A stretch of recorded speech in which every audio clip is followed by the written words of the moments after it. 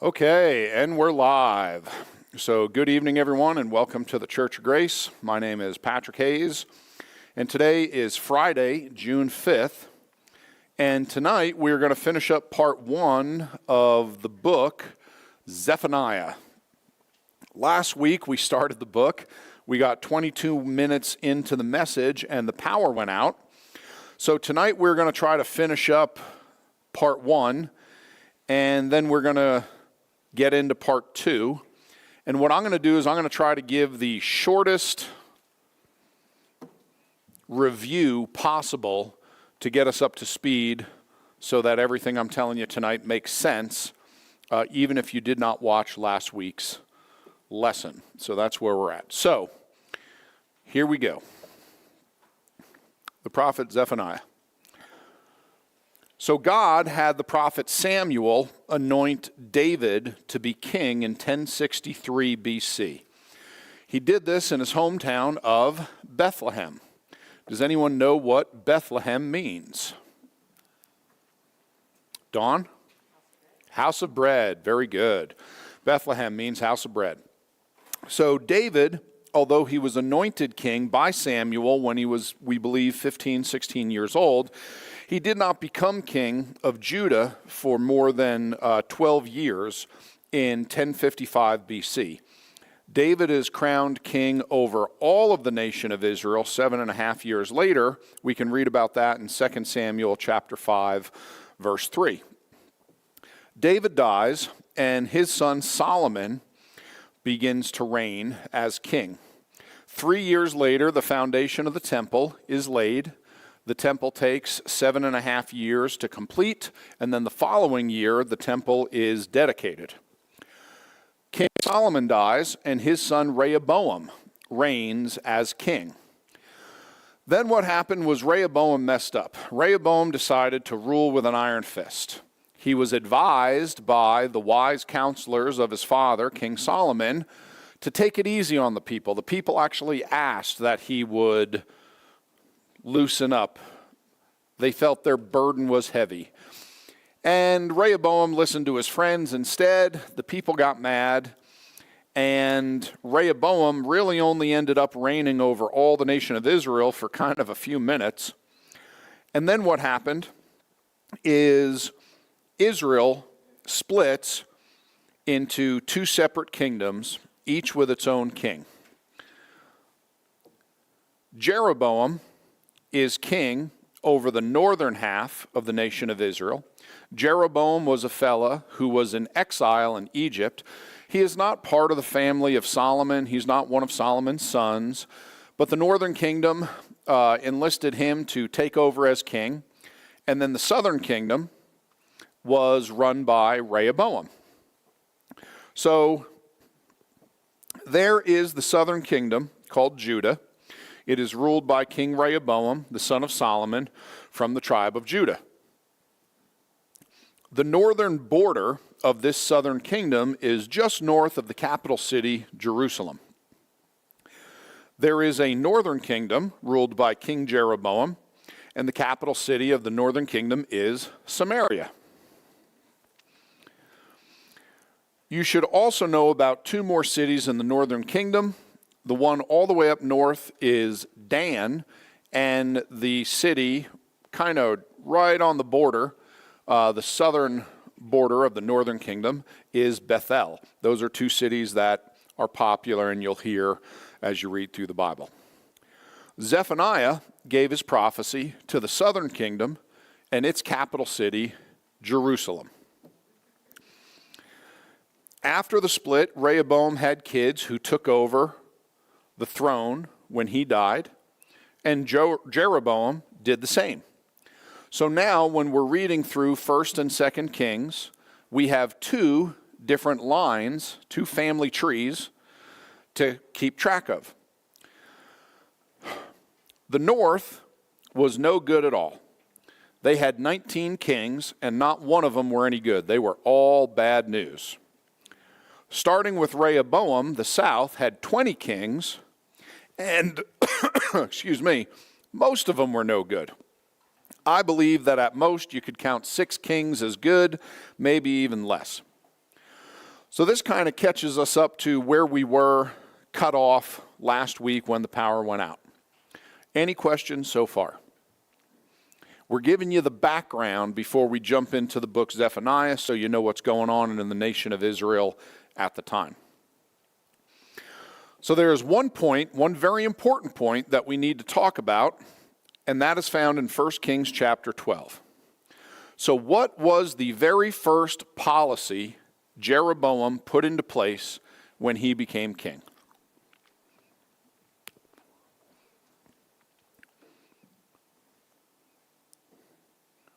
What do you think? Was it gun control? What do you think it was? Nobody? Ooh. Yes, sir. He did not get rid of the pagan gods. But it's close. Pretty close. Okay, what Jeroboam did is found in 2 Kings chapter 12, starting in verse 25. Then Jeroboam built Shechem and Mount Ephraim, and dwelt therein, and went out from thence, and built Penuel. And Jeroboam said in his heart, now shall the kingdom return to the house of David. Jeroboam was concerned that his people, who lived in the northern kingdom, were going to move down south to the southern kingdom and serve Rehoboam and live in the southern kingdom. He was afraid people were going to have an exodus from the northern kingdom. Why was he concerned the people would do that? Moses. The temple was in the southern kingdom. That's right. Now, why does that matter? Mom? Very good. 3 times a year, every able-bodied male had to travel to Jerusalem to take part in the feast days that were going on in Jerusalem in the temple. We read about this in Deuteronomy chapter 16, verse 16. 3 times in a year shall all thy males appear before the Lord thy God in the place which he shall choose, in the feast of unleavened bread, and in the feast of weeks, and in the feast of tabernacles. And they shall not appear before the Lord empty.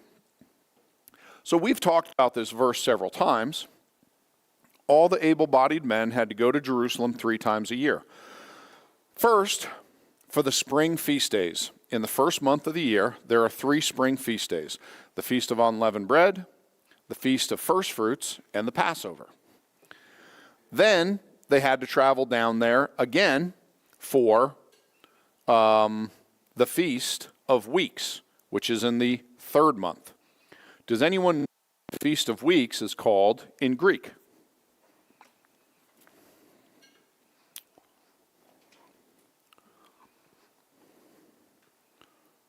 Nobody at all? No? Bunch of people shaking their heads? Wash? MacArthur? You didn't hear the question? The Feast of Weeks. What is it called in Greek? It's called Pentecost. What is the Feast of Weeks called in Hebrew? Jennifer? Shavuot. Very good. So the Feast of Weeks is Pentecost. Then in the 7th month, you have to go to Jerusalem for the Feast of Tabernacles. Jeroboam knew that many of the people were going to go down to the southern kingdom. They were going to see the temple. They were going to experience the feast day. And they were going to think to themselves, boy, I should just move down there. This is such a big part of my life. Why am I with this king in the north?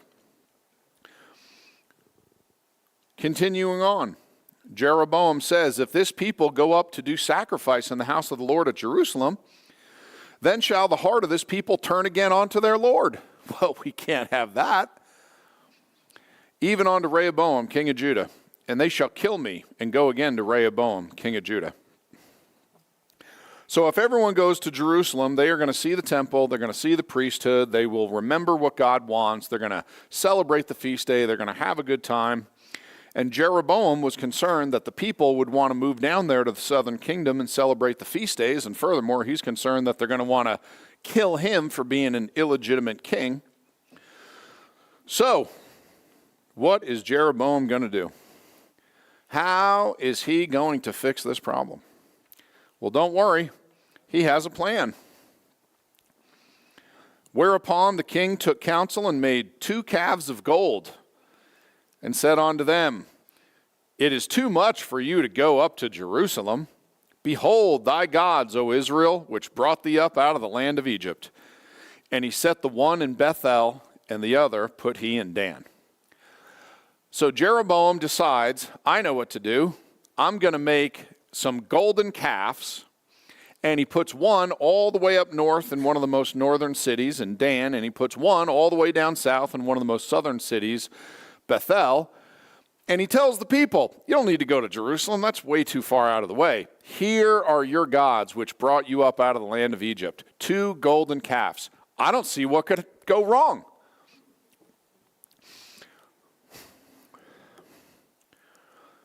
Two temples were erected in the towns of Bethel and Dan. Pagan temples for these idols, the golden calves.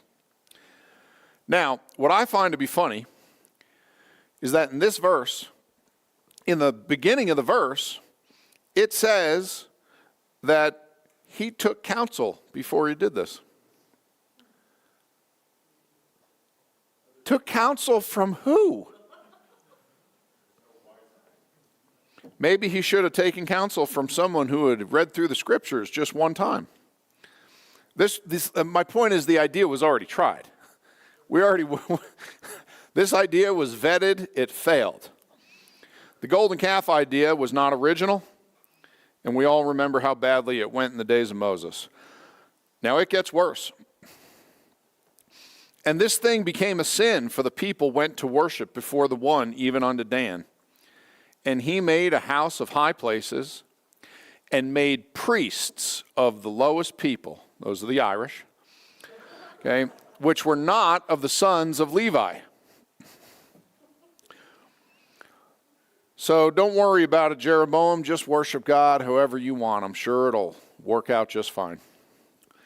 And Jeroboam ordained a feast in the 8th month on the 15th day of the month, like unto the feast that is in Judah.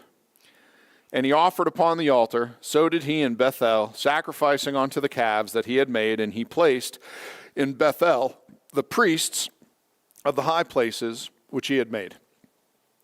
So he made his own feast day. I wish I knew the name of that feast day. I would give anything to know how they celebrated it. At that time in Judaism, there was no feast in the 8th month. There were 3 feast days in the 1st month. There were 3 feast days in the 7th month. There was even 1 feast day in the 3rd month. Nothing in the 8th month. So, he offered upon the altar which he had made in Bethel the 15th day of the 8th month, even in the month which he had devised of his own heart, and ordained a feast unto the children of Israel. And he offered upon the altar and burnt incense. So Jeroboam made pagan temples, filled them with idols. He made the priests out of the worst people that he could find, and he worshiped the idols on made-up feast days. Folks, he made his own religion. And he made it kind of like Judaism. All right, we got a feast day. We're going to travel there, we're going to celebrate something. We're going to have a sacrifice. We're going to burn incense. A lot of elements. Kind of close.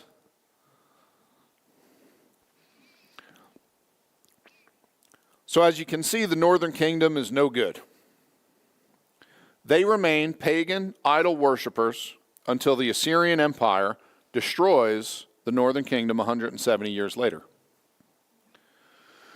Now this one fella, every king after, when you're reading through the book of 2 Kings, every king of Israel, it says he did evil in the sight of the Lord, as did his father, Jeroboam. They all just fell in line and did whatever he did. I hate to say it, but that trend has been going on for thousands of years in every society around the world. Just do whatever the last guy did. Doesn't matter if God likes it or not. Just do whatever they did. There was literally not one good king that came out of the northern kingdom. The southern kingdom is not much better, but there are a few good kings, a few really good kings, and we're going to talk about them as the night goes on. Any questions so far? Dave, what you got?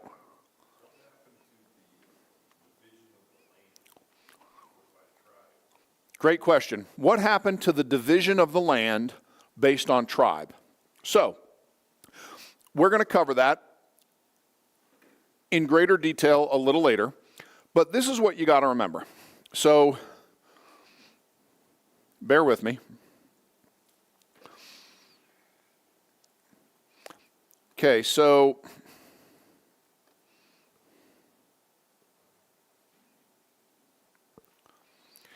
as you can see, when the nation of Israel first entered the promised land with Joshua, back during the days of the book of Joshua, God divided up the land with Moses and Joshua before they ever went into the land.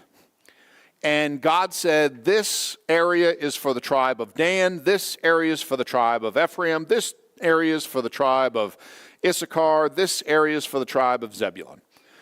And the nation of Israel, which started out with a family of 12 sons, has grown to a group of a couple million people. And each of these tribes has, 100,000 or so folks in it.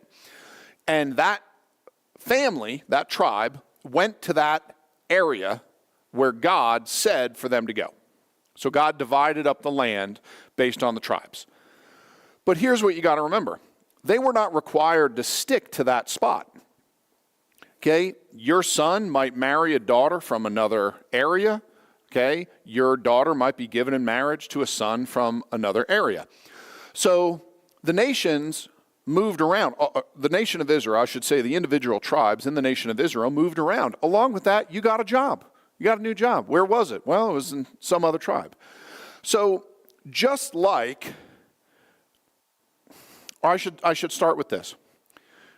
You could be called someone from the tribe of Reuben. You could be called a Reubenite for one of two reasons. Number one, you were literally born in the family tree of Reuben.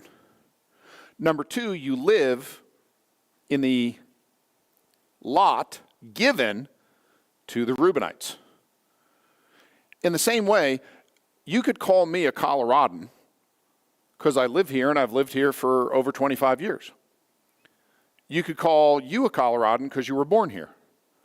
So in the same way, you could be of the family tree of Reuben, and that's why you would be considered of the tribe of Reuben, or if you lived in that spot, you would be called that as well, even though technically you were born from a different tribe. So there wasn't hard lines that people stayed within. That's just where they all started. And the reason for it was every 50 years during the Jubilee. So we're off in the weeds here a little bit, but understand, the nation of Israel had a different system of real estate than we do today. Today we have what's called fee simple. You have a piece of property, I have money, I give you the money, you give me the title, I now have the property, you have the money. You don't have the property anymore, now it's mine, get off my property. In the nation of Israel, you could sell me property, but every 50 years, there was a year of Jubilee where that property went back to your family, no matter what. And that property was based on the way God divided it back in the days of Moses and Joshua before they went into the Promised Land. The idea behind the year of Jubilee was if you had a father who just really screwed up, didn't do well, maybe he had a drinking problem, maybe he gambled away his inheritance, and your money and your property and your inheritance were gone, at least one time in every lifetime, the reset button was hit, and your family got its property back, and now you had a chance to correct past wrongs. Okay, so that was the way that the land worked back in the days of Moses and Joshua when they entered the land. Does that help? You mean like today? In these, let's see, hold on, I'm trying to find out where I was. Forgive me. Okay. 33. There we are. Okay. They were still doing the year of Jubilee at this time. It did end, but they were still doing that at that time. Yep. Okay. Oh, yes, sir. Yes, ma'am. How did they decide, or when did they decide to split northern and southern? Right after Solomon died. Yep. And, yeah, right after Solomon died. And we can look at it in... The people in the north literally took one of Rehoboam's servants and killed him, and Rehoboam jumped in a chariot and hauled his butt down to Jerusalem because he was fearing for his life. So the question was, when did it split and why? Who decided that? There was an uprising. The people literally were going to kill the king, and he was like, I'm out of here. And then the people got together and said, what do we have to do with the house of David? He does not represent us. We're going to get ourselves our own king. So, and we can find that in, here we go.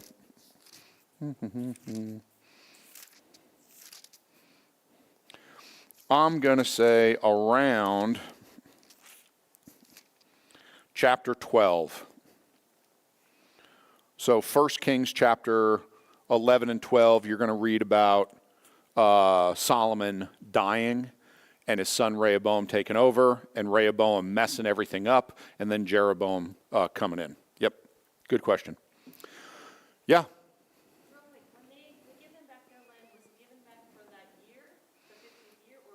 For good. The question was, in the year of Jubilee, when they'd get their land back, was it given back for that year or for good? It was for good. Along with that, all slaves were released. Yep, all the slaves got their freedom again. So that was one other thing. Keep in mind, slavery was different in the nation of Israel. It was more of an indentured servitude system. Actual slavery, where you would go and kidnap people and force them to work for you, was against the law. That was a capital crime. People argue that the Bible is in favor of slavery. It is not. It's just people that don't understand the scriptures. Yes, sir.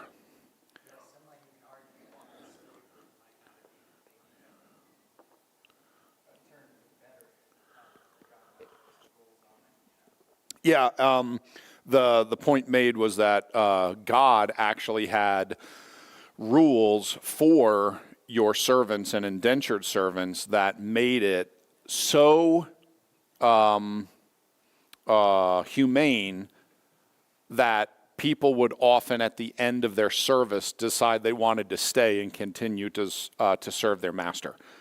Yep, because they're like, this is a better setup than I had back home. Me and my wife and kids, we just like to stay. Is that all right? Can we just stay here and keep doing this? So, okay, we're going to keep moving on. All right, so let's see. It is important that we understand when Jeroboam set up the golden calves and made a house for his gods and ordained a new priesthood, there was a mass exodus from the northern kingdom. All the people who loved God and wanted to serve God left the northern kingdom and moved down to the southern kingdom. We read about this in 2 Chronicles chapter 11.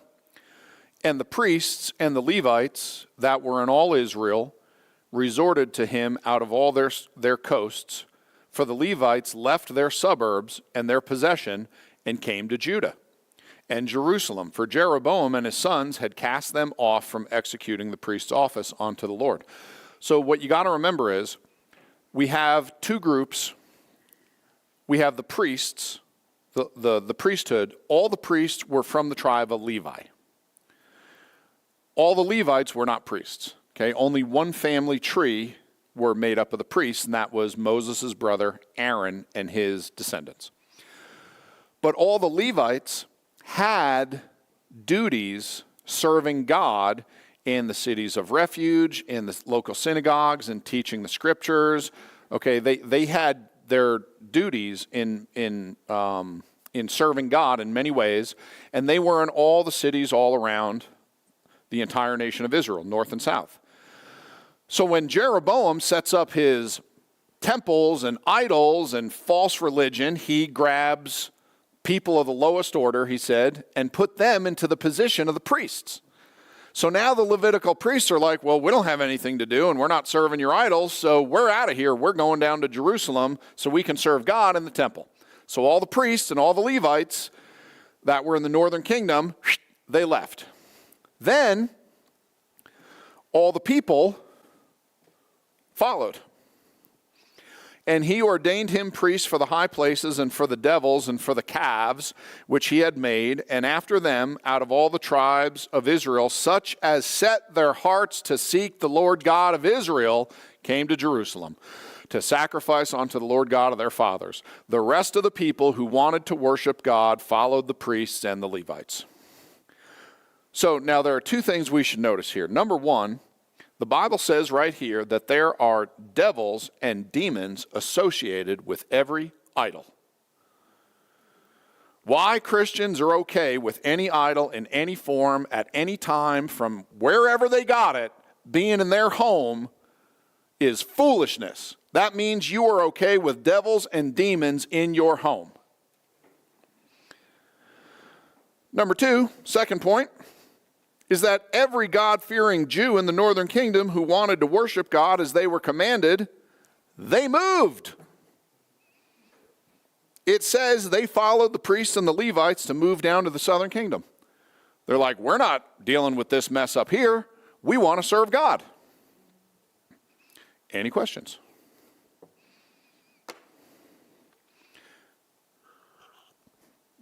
It's a small group tonight. You can get your questions in. This is the night to do it. Yeah, quick before the power goes out. Okay.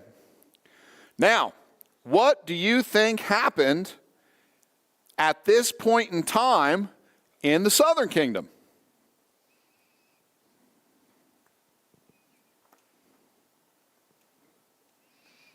All the idol-worshiping pagans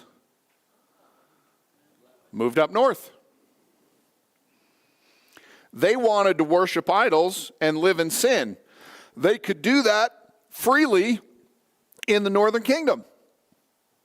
But there's one more reason why they would do that. Anyone want to guess what that is? Wash? They would be persecuted in the southern kingdom. Not just persecuted. Idol worship was a capital crime. They would be executed by stoning. Deuteronomy chapter 17.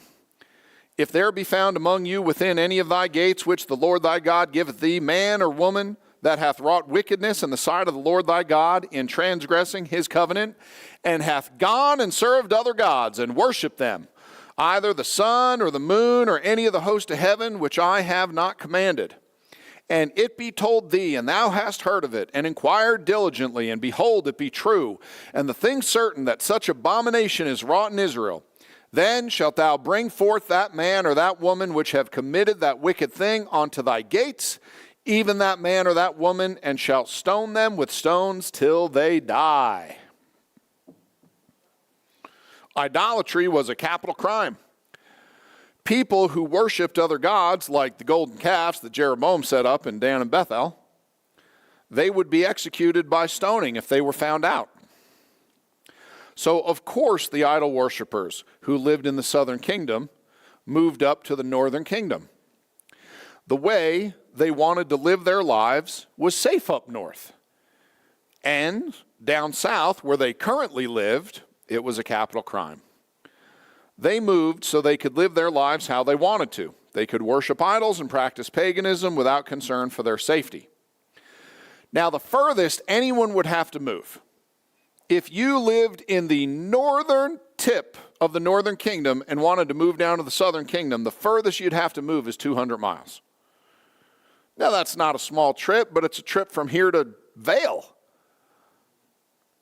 Okay, it was a small country. The entire nation of Israel today is smaller than the state of New Jersey. It's not a big place. So understand that during the time of the prophet Zephaniah, his country was divided. Not only geographically, but also spiritually divided as well. Any questions?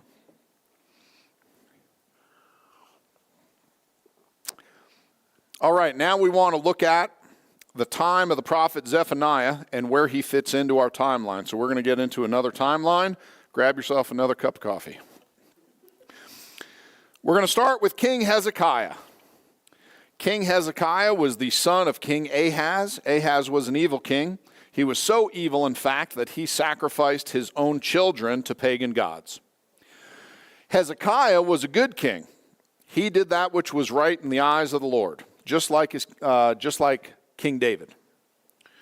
Hezekiah reigned for 29 years. They were 29 great years. And when I say that Hezekiah was a good king, I mean he was one of the best ever. He cleaned up the southern kingdom of Judah and cleaned out the pagans, cleaned out the sodomites, cleaned out the idols, cleaned out all the witchcraft and all the mess better than any other king ever did. I mean, he was really something else. In 2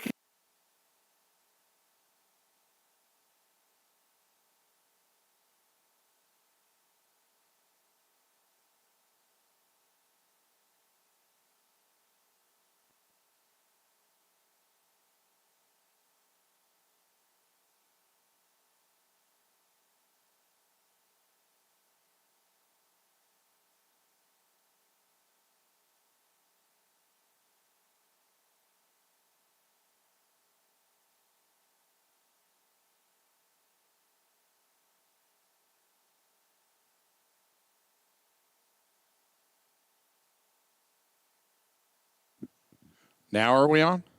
Can you hear me through the speakers? How far back did we lose it? Okay, so let's see.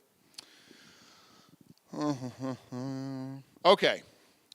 When I say that Hezekiah was a good king, I mean he was one of the best kings ever who got rid of paganism and idolatry in ways that many other kings failed to do.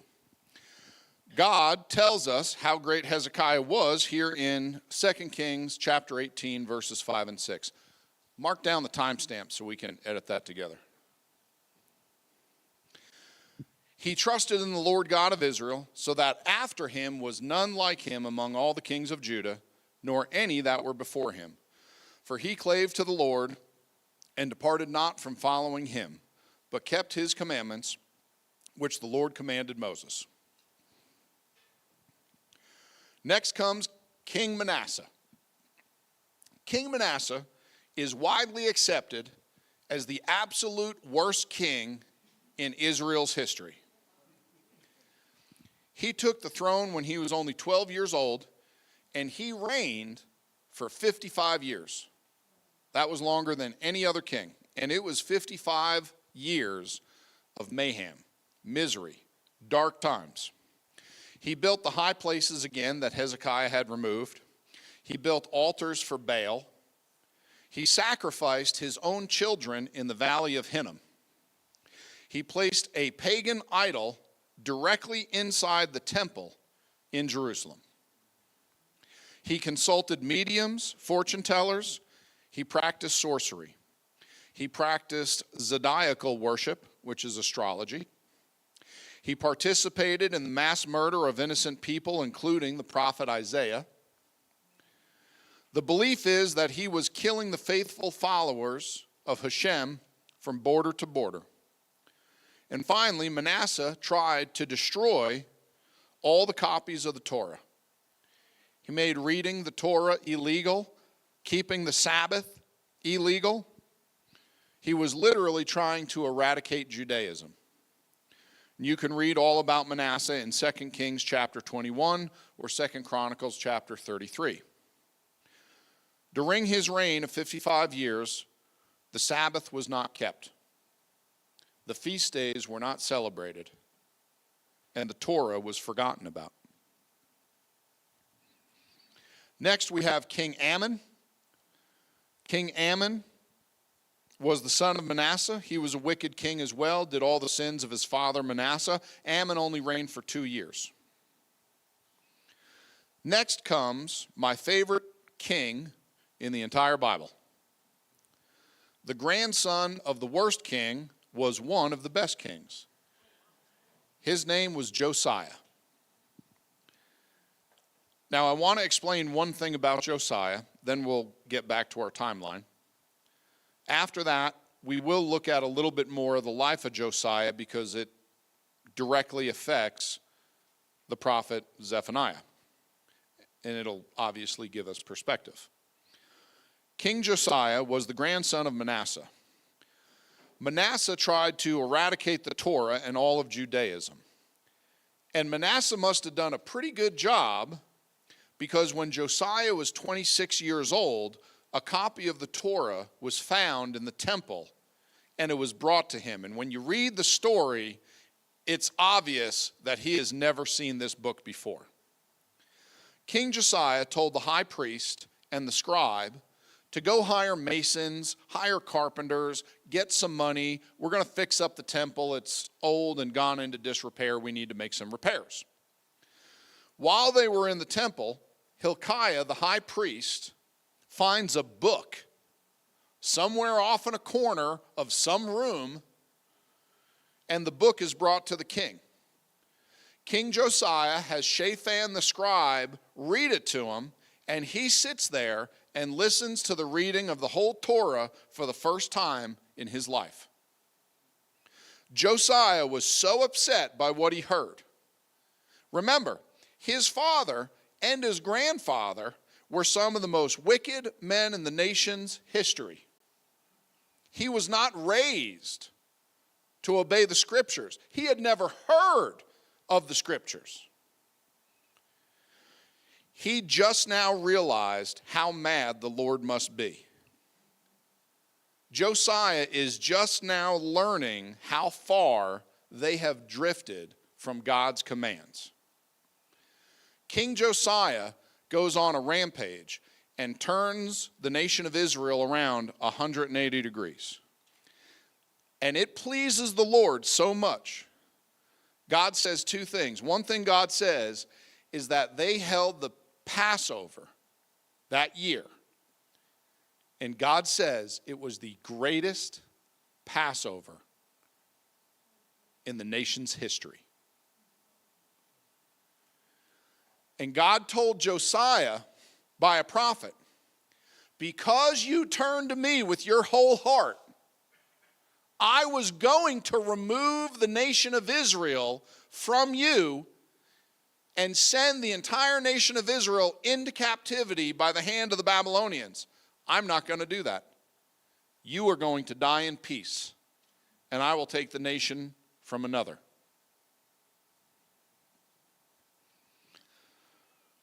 Any questions? Yes, Jennifer. It's a great question. My best guess is 2 Kings chapters 21, 2, 3, and 4. One of those. I'll tell you in 1 second. 2 Kings. Is it? Is it on the screen? Come on, Jennifer. What are we doing here? Uh-huh. There you go. Chapter 23, verse 30. So chapters 22 and 23 of 2 Kings. Okay, good job. Stay out of my preaching, Carol. Okay. So, here's the problem. When was the city of Jerusalem and the temple destroyed by the Babylonians?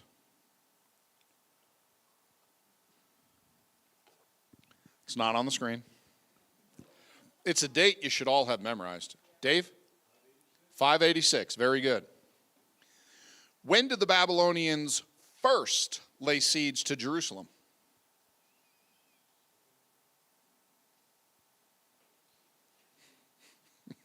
That's a tougher date. It's an important one. 605 BC. And when did Josiah die? 609 BC. My point is, there was not much time left. God gave Josiah the opportunity to die in peace, but God did not wait long. So, here is the timeline of the 3 sieges. It's a little bit of a busy slide. There's a lot up there, so bear with me. What you need to understand is that the Babylonians laid siege to Jerusalem 3 times. And all 3 of these are written down in the scriptures. This is not hard to find. You just got to read the last couple chapters of 2 Kings, the last couple chapters. The first siege of Jerusalem happened here in 605 BC. This siege was brief. King Jehoiakim basically gave up as soon as he saw the Babylonians approaching. Okay, it wasn't much of a fight. He gave them a bunch of treasure from the temple, and the Babylonians took a bunch of Israelites as slaves, including who was the most famous slave they took away in the first siege. Mac? Daniel, the prophet Daniel. Very good. In 597 BC was the second siege. This one lasted 3 months. This time the Babylonians take away all the treasure from the city and the temple, and they take away a bunch more people as slaves, including the prophet. Anyone? Any guesses? Louis? No, sir. Including the prophet Ezekiel. The third siege starts here in 588 BC and goes on for between 2.5 to 3 years. In the end of this third siege is 586 BC, when the Babylonians break down the walls of the city, they destroy the city and the temple, they light everything on fire, they take away the rest of the people and everything that was not nailed down and on fire, so to speak. Any questions? Okay, back to our timeline. Next, we have King Jehoahaz. He was the son of Josiah, and he only reigned 3 months. He did evil in the sight of the Lord, and Pharaoh Necho captured him in Riblah. Pharaoh Necho taxed the land of Israel and installed Eliakim, the brother of Jehoahaz, as the next king. Pharaoh Necho also changed his name to Jehoiakim. So follow me. Josiah, the great king, he dies. Josiah's son, Jehoahaz, reigns for 3 months, and the Egyptian Pharaoh removes him and puts in King Jehoiakim, who was the brother of Jehoahaz, Josiah's other son. Yes, Mom? Were they kings of the north and the south? No, they were not. They're still only kings of the south, and it's going to make more sense in a minute. We have 3 more timelines to go over to help you with that. So Pharaoh Necho changed his name to Jehoiakim. Jehoiakim was the king when the Babylonian general Nebuchadnezzar first laid siege to Jerusalem in 605 BC. Jehoiakim basically gave up without a fight as he saw the Babylonian army approaching. He gave Nebuchadnezzar some of the temple treasure, became a vassal king. So King Nebuchadnezzar allowed Jehoiakim to remain as king, but you're no longer sovereign. you're now part of the Babylonian Empire and you answer to me. That was the deal.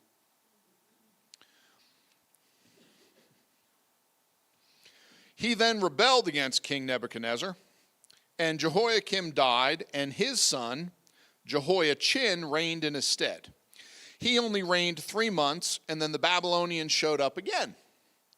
They laid siege to the city for 3 months, and they took Jehoiakim to Babylon after the second siege. The Babylonians installed the uncle of Jehoiakim, Mattaniah, as the new king. This was the brother of King Josiah. The Babylonians changed Mattaniah's name to Zedekiah.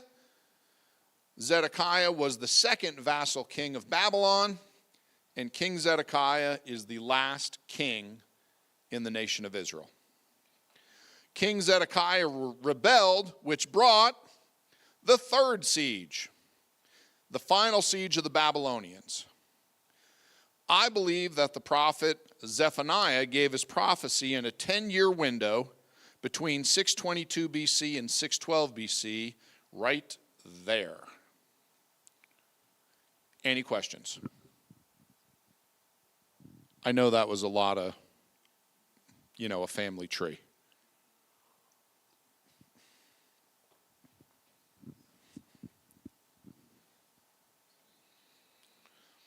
Okay, so when was Zephaniah written?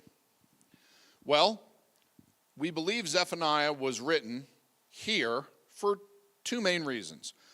Zephaniah chapter 1 verse 1 says the word of the Lord came upon Zephaniah during the reign of King Josiah. Well, that means Zephaniah must have given his prophecy right here somewhere in this 31-year period under the reign of King Josiah. In Zephaniah chapter 2, verse 13, Zephaniah says that God will make Nineveh a desolation. So what does that mean?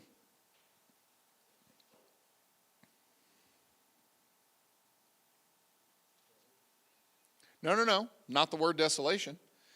If Zephaniah says that God will make Nineveh a desolation, it hasn't happened yet. So the prophecy had to have taken place before Nineveh was destroyed. Does anyone know when Nineveh was destroyed by the Babylonians? Famous date in history, 612 BC, which is just before the end of Josiah's reign. Therefore, the prophecy of Zephaniah was written prior to 612 BC. We know that for a fact. Any questions? Oh boy. You know what's next? Oh, you're going to fit right in here. Okay? We are going to read from the book of Zephaniah. Yep, hold on to your socks. Zephaniah chapter 1, we're going to read 3 whole verses. We might even get through 1 or 2 of them.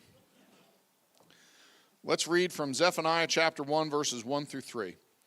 The word of the Lord which came unto Zephaniah, the son of Cushi, the son of Gedaliah, the son of Amariah, the son of Hezekiah, in the days of Josiah, the son of Ammon, king of Judah. I will utterly consume all things from off the land, saith the Lord. Comes out strong. It's a strong start. As a prophet, that's big. I will consume man and beast. I will consume the fowls of the heaven and the fishes of the sea and the stumbling blocks with the wicked, and I will cut off man from off the land, saith the Lord. Okay, let's look at verse 1.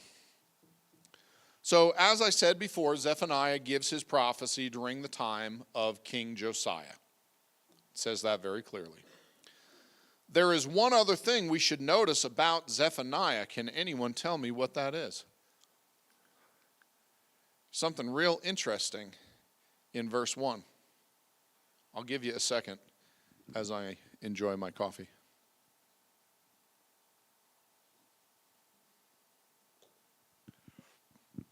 It's in the verse. It's in verse 1.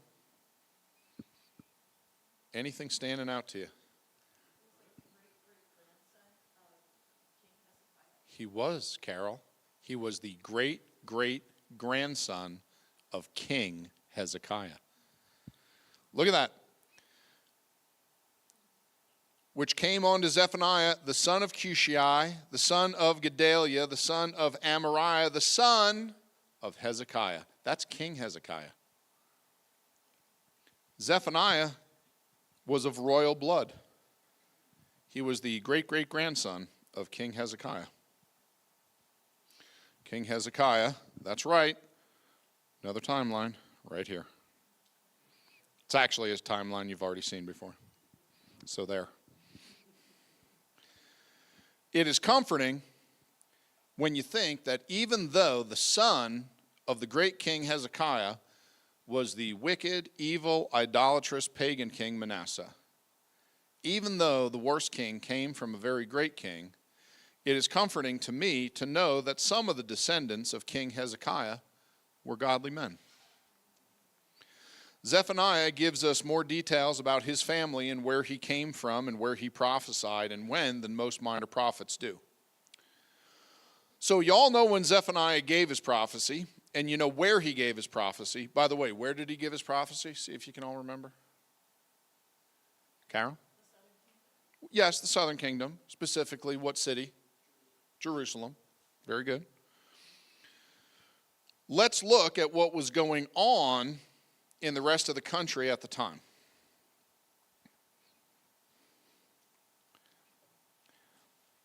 You all know that there was a northern and a southern kingdom in Israel. Here is a list of all the kings for each kingdom in order. 19 kings for the northern kingdom, 20 kings for the southern kingdom. Both kingdoms started in 976 BC, when Solomon died, King Jeroboam in the north and King Rehoboam in the south. You should all also commit to memory the very famous date of 586 BC, when the Babylonians conquered Jerusalem. They destroyed the wall, the city, the temple, and they light it all on fire. That was the destruction of the capital of the southern kingdom. What many folks don't know is that 136 years earlier, in 722 BC, the Assyrian Empire conquers the capital of the northern kingdom, Samaria. Now, when the Babylonians conquered Jerusalem and the southern kingdom, what did they do with all the Jews?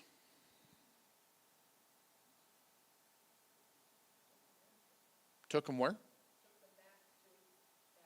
They did. They took them back to Babylonia. Then what happened to the Jews in Babylon? Yes, Patrick? They did become slaves. Then what happened to the Jews in Babylon? Yes? They were freed and they went back to Israel. How long were they in Babylon?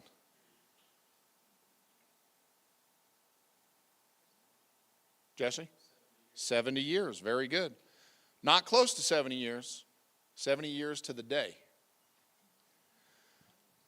70. They went back to Jerusalem. They rebuilt the wall, they rebuilt the city, they rebuilt the temple. When the Assyrian Empire took away captive all the Jews from the northern kingdom and Samaria, they spread them out as slaves all across their empire.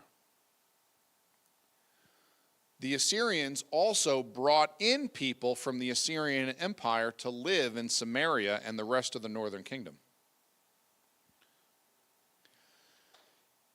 And the king of Assyria brought men from Babylon and from Cutha and from Ava and from Hamath and from Sepharvaim and placed them in the cities of Samaria instead of the children of Israel.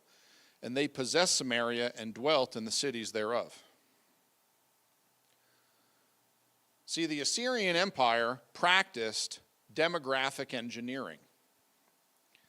By moving conquered peoples to different parts of their empire and bringing in foreigners to replace them, they sought to erase national identities and prevent rebellions. Scattered across distant regions, most of these Israelites intermarried and absorbed the local cultures. The northern kingdom essentially vanished from history as a distinct group of people. These foreigners that came into Samaria intermarried with the small number of remaining Jews in the land, and this eventually created a distinct ethno-religious group of half Jews called Samaritans. And when we read about this group in the New Testament, you get the idea that this group was just hated above any group there was. And that's the truth.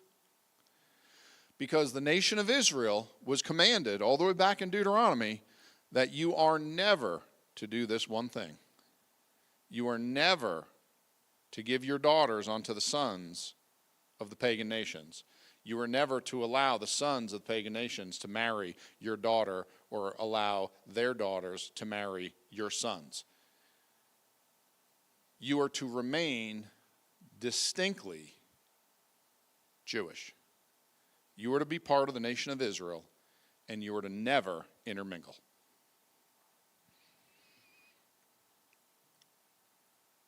Any questions? Zephaniah prophesied right about here. So, when you were asking earlier, Mom, about were they the kings of all of Israel or just the southern kingdom, the northern kingdom was gone. In 722 BC, taken away by the Assyrian Empire. Assyrian Empire later gets taken over by the Babylonian Empire. Any questions?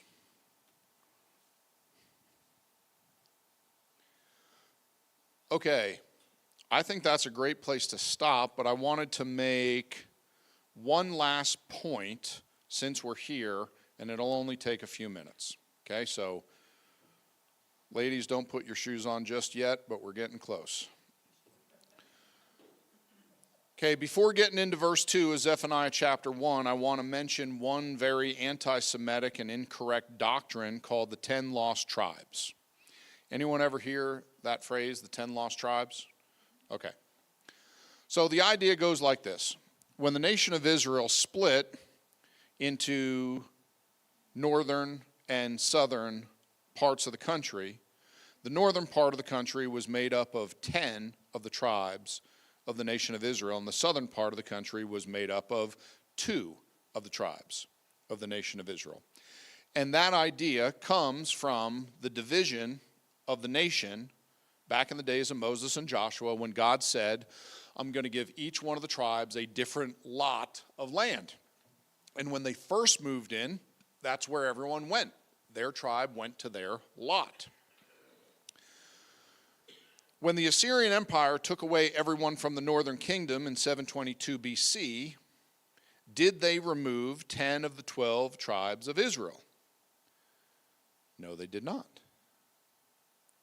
As we read in 2 Chronicles 11, when Jeroboam turned the northern kingdom to idolatry, all the God-fearing people in the northern kingdom went down to the south.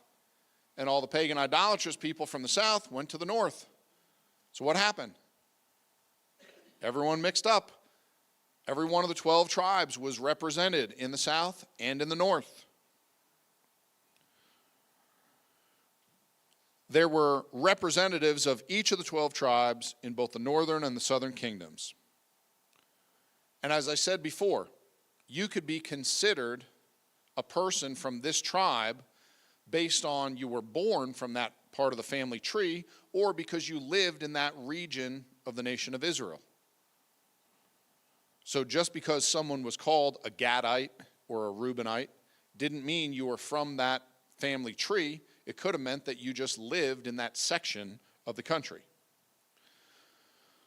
So, whenever you hear someone start to tell you about the 10 lost tribes, just smile and think to yourself, this guy's an idiot. Because it is not true, and it is easily provable. The Bible tells us that the obedient Jews from the north went down to the southern kingdom. The disobedient, idol-worshiping pagan Jews from the south went up to the north. Okay, so all 12 tribes were represented and mixed throughout the entire nation of Israel. And the reason behind that, the reason the 10 lost tribes idea has come about is it is a way that people will try to say that the Jews living in Israel today are not the legitimate Jews, that there are these other people that are really supposed to be there. It is an anti-Semitic mess of a doctrine. It is wildly popular with skinheads and Nazis. I'm not kidding. Like that, you want to find this idea really supported on a website, that's where you're going to find it. Okay, but I just wanted to make mention of that because you're going to hear it sooner or later, and the Bible very clearly tells us that that's not the case. Okay, last chance for questions, and we're done. We are going to pick it up with verse 2 starting next week, and we're really going to get into it. So last chance for questions, and we'll have a word of prayer, and we'll get out of here. And boy, we're not even 10 minutes past. We're doing great. Anyone? Yes, ma'am. Related to Zephaniah. Okay. The Philistia on the map, Yes. that's like Gaza now. Is that the beginning of the Palestinians? Okay, so the question is, Philistia on a map, which is the Gaza Strip, is that the beginning of the Palestinians? Okay, great question. So the way it worked is that in 70 AD, the Roman general Titus Vespasian invaded the land of Israel, surrounded Jerusalem, and leading up to Passover, as hundreds of thousands of people were coming into the city, they had surrounded the city and they were letting everyone in but nobody out. And when all the Jews were in there, they attacked the city, broke down the walls, destroyed the temple, lit the city on fire, just like the Babylonians did. And the Romans in 70 AD destroyed the second temple. There's never been a temple there again.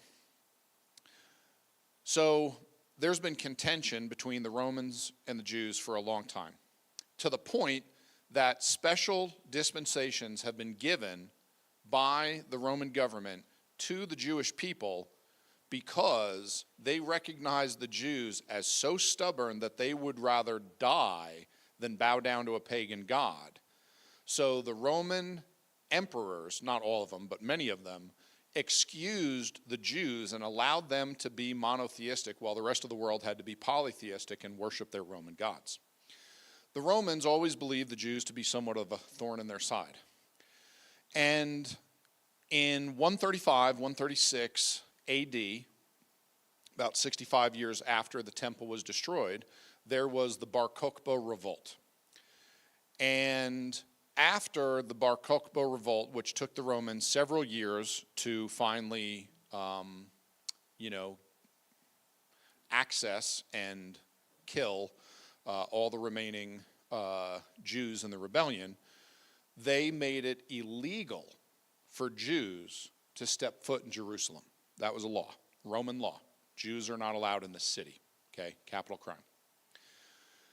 And to try to completely eradicate the idea of a Jewish presence and the religion of Judaism in Jerusalem and in the nation of Israel, they renamed the region after one of their enemies, Philistia, after the Philistines, which is where we get the Palestinians. So you will find on the oldest maps after 135, 136 AD that the Romans called the region of Israel Palestine. That's where the name came from. It was given to that land by the enemies of the Jews. There is no Palestinian people. There is no Palestinian culture. There is no Palestinian language. There is no Palestinian religion. You have been lied to. Palestinians, the people who claim to be Palestinians, their language is Arabic. By birth, culture, religion, language, they are Arabs. They are Arab Muslims. That's what they are. There is no country of Palestinians. There never has been. Anyone that waves a flag or makes that claim has not looked into it. Okay, they are ignorant. They are going along with what they're being told. The people do not exist. For that matter, after the Romans kicked out all the Jews, there was no more of a desolate place on earth than the nation of Israel until 1948, when the Jews wanted to go back. None of these Palestinian Arab Muslims cared about this patch of land before. It was just barren desert, totally worthless, no oil under the ground whatsoever. Okay, so the Palestinian idea is nonsense. It was named that by the enemies of the Jews, the Romans, back in around the 135, 136 after the Bar Kokhba revolt. But it was named after that area of Philistine. The Philistines. It was named after the enemies of Israel. Yep, that's what Palestinian means. It's the Philistines. Great question, Carol. Dave, what you got?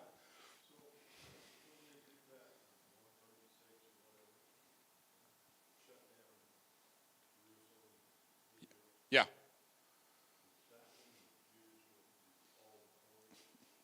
Yes, great question. So in 135, 136, when the Romans destroyed the city and made it illegal for the Jews to be in Jerusalem, that was the great diaspora. That's when the Jews had to flee to all the corners of the earth, and that's where we get the prophecy in Isaiah about how God will bring the Jews back to the land the second time, but from all the corners of the earth. Yep. So at that time, the Jews spread out to everywhere. They ended up going to Europe, across northern Africa, all the way over to Spain and Portugal. They started going into the middle. Do you guys know where the largest population of Jews was in 1948 when they got their country back? Tell me the country. You know, I'm not asking you to say Brooklyn or Miami or anything like that, okay? Tell me the country that had more Jews than any country on earth when they go back to Israel in 1948. It was Iraq. Yes. Babylon is 90 miles south of Baghdad. Do you know when the Babylonians took the Jews and brought them to Babylon? Now keep in mind, during the first siege, when Daniel was taken, a whole bunch of Jews were taken to the Babylonian region. And what did they do? As soon as they got there, they set up a mikveh, they set up a synagogue, okay, place to worship. They set up a yeshiva, a school for their children to learn. They set up their kosher delicatessen so they could eat. And when the third siege happened and the massive amount of Jews showed up in Babylon, they already had a cultural area where they all just set up shop and felt like they were at home. Now, I'm sure it was devastating to, be taken away from your homeland.